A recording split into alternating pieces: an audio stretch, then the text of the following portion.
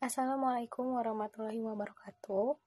Halo, perkenalkan nama saya Ajiza Firdaus dari kelas TIF-RP 22A. Nah, di sini saya akan mempresentasikan materi dari mata kuliah AI atau Artificial Intelligence, yaitu tentang logika orde pertama atau First Order Logic. Adapun dosen pengampu pada mata kuliah ini adalah Bapak Jack Febrian Rusdi, PhD. Nah, di sini yang pertama akan saya bahas yaitu terkait agenda dan tujuan pembelajaran. Adapun agenda pembelajaran yang pertama yaitu pengenalan vol, sintaks, semantik, dan simbol dasar, dan juga akan dijelaskan terkait kuantor dan penggunaan, kemudian rekayasa pengetahuan, dan inferensi di vol. Nah, selanjutnya untuk tujuan pembelajaran, yang pertama, mahasiswa mampu menjelaskan mengenai pengetahuan dan penalaran, dan juga mahasiswa mampu menjelaskan terkait logika orde pertama atau First Order Logic vol. Itu untuk agenda dan tujuan pembelajarannya. Selanjutnya, di sini saya akan membahas tentang keterbatasan logika proposisi. Nah, logika proposisi atau LP hanya melihat dunia sebagai fakta-fakta yang bernilai benar atau salah. Contohnya, Ari adalah dosen. Itu untuk proposisi pertama. Untuk proposisi keduanya, Jack adalah dosen.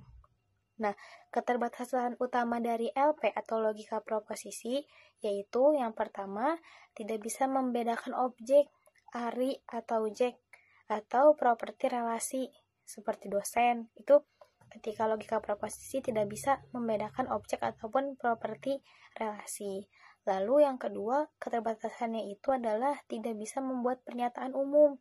Misal, semua dosen adalah pengajar tanpa mendaftarkan setiap objek satu persatu.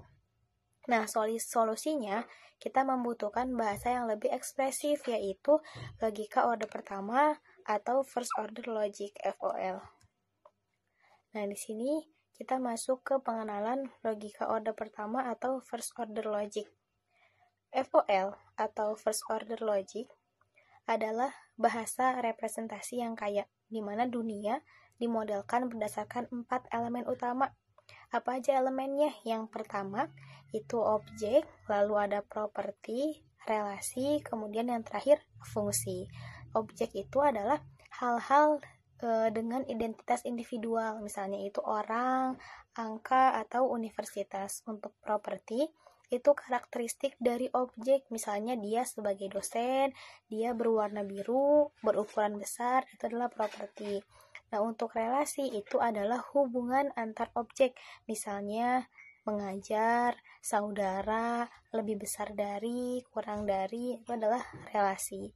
Lalu untuk fungsi, relasi khusus yang menghubungkan satu objek ke tempat satu objek lain. Misalnya ayah dari, rektor dari, itu merupakan fungsi. Nah, lalu selanjutnya yang kedua di sini ada sintaks dan semantik vol. Sintaks adalah aturan untuk membangun kalimat yang valid. Semantik mendefinisikan makna kalimat tersebut dalam sebuah model, objek, dan relasi di dunia. Nah, ada simbol konstanta, ada simbol predikat, dan ada juga simbol fungsi. Atau istilahnya itu ekspresi yang merujuk pada sebuah objek. Istilah dapat berupa konstanta, seperti tadi contohnya Ari atau Jack, atau fungsi yang diterapkan pada istilah lain, misalnya ayah dari. Seperti itu. Nah, di sini kalimat dalam vol, First Order Logic, dari istilah simbol dasar, kemudian digabungkan menggunakan operator logika. Gitu. Jadi ada digabungkan menggunakan operator logika. Nah, contohnya ada kalimat atomik atau atomic sense. Itu dibentuk dari predikat atau istilah. Nah, ini adalah unit fakta dasar yang bernilai benar atau salah. Misalnya propertinya itu dosen, dosennya itu adalah Ari. Nah, relasinya itu mengajar. Ari itu misalnya mengajar mata kuliah AI atau Artificial Intelligence. Nah, untuk kesamaannya misalnya ayah dari itu sama dengan Jack. Lalu ada juga yang namanya kalimat kompleks atau complex sentence, yang mana dibentuk dengan menggabungkan kalimat atomik menggunakan operator standar seperti operator AND, OR, SOR, NOR, dan lain sebagainya. Lalu selanjutnya, kekuatan utama for itu terletak pada kuantor atau quantifier yang memungkinkan kita membuat pernyataan umum. Itu ada kuantor universal, ada juga kuantor eksistensial. Nah, kesamaannya menyatakan bahwa dua istilah merujuk pada objek yang sama persis. Misalnya, ayah dari Ari sama dengan J. Berarti objek yang merupakan ayah dari Ari itu adalah J. Selanjutnya di sini ada penggunaan dan rekayasa pengetahuan for. Rekayasa pengetahuan itu adalah proses membangun basis pengetahuan dalam for untuk merepresentasikan dunia nyata. Jadi ada assertion atau tell yang fungsinya itu untuk menambahkan fakta atau aturan ke basis pengetahuan. Ada juga yang namanya query atau ask, yaitu menanyakan sesuatu ke basis pengetahuan knowledge base yang mungkin memerlukan inferensi gitu. Contohnya bisa dilihat gitu ya pada tampilan berikut ini gitu. Nah, lalu yang keempat di sini ada inferensi di logika orde pertama. Inferensi di for atau first order logic jauh lebih kompleks daripada logika proposisi karena adanya variabel dan kuantor. Nah, ada tantangan variabel, ada unifikasi atau unification, dan ada juga lifting. Untuk penjelasannya itu tertera gitu ya pada PPT yang saya tampilkan. Nah, selanjutnya di sini ada metode inferensi pada first order logic.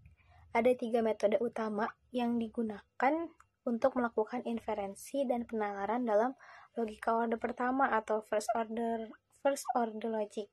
Yang pertama itu ada forward chaining, ada backward chaining, dan ada resolusi atau resolution.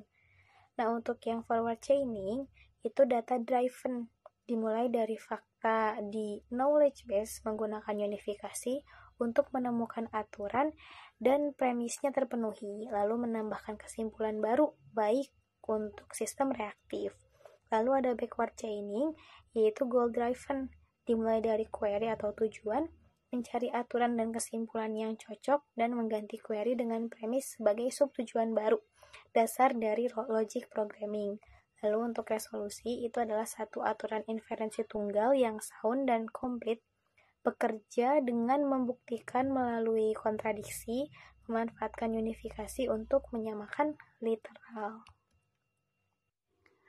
Lalu mungkin tadi adalah beberapa materi yang saya sampaikan terkait pengenalan first order logic. Nah, jadi di sini ada sedikit ringkasan materi dari yang sudah saya jabarkan tadi, yaitu yang pertama, agen logika menggunakan basis pengetahuan atau knowledge base dan inferensi untuk bertindak secara cerdas.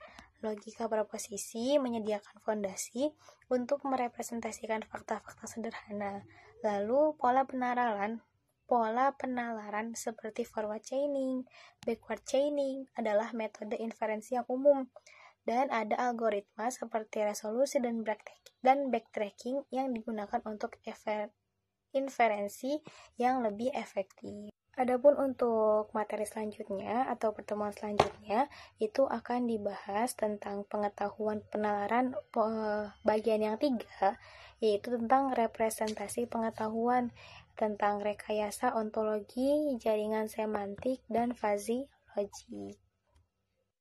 Nah, di sini keterkaitan dari materi jika dikaitkan dengan ayat dalam sebuah Al-Quran, yaitu di surat Al-Jumu'ah ayat 10 yang bunyinya wala taqafuma laisa laka bihi ilm inna sam'a wal basara wal fuada kullu ulaika kana anhu mas'ula. Nah, terjemahannya itu, dan janganlah kamu mengikuti sesuatu yang tidak kamu ketahui, karena pendengaran, penglihatan, dan hati nurani semua itu akan diminta pertanggungjawaban.